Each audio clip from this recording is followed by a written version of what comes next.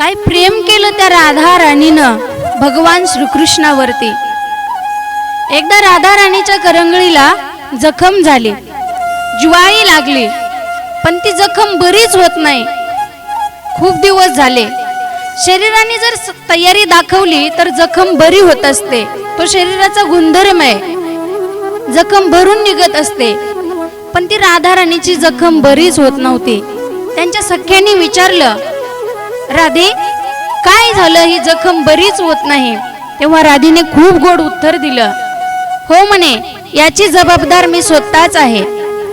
तेव्हा त्या सख्याने परत विचारलं, याचं कारण काय आहे, ही जखम का बरी होत नाही? तेव्हा राधा राणीने सांगितलं, तो बासुरीवाला आम्हाला सोडून गेला। तो गेल्याच्या नंतर तो एकदा नाचत असताना त्याच्या करंगळीचं नख माझ्या बोटाला लागलं होतं, आणि तो जर आता गेलाच आहे, पण निदान त्याच्या स्पर्शाची आठवण म्हणून ही जखम तरी राहू दे, नाहीतर ही जखम जर बरी झाली तर काहीच उरणार नाही जीवनामध्ये। काय प्रेम केलं त्या राधेने त्या कृष्णावरती।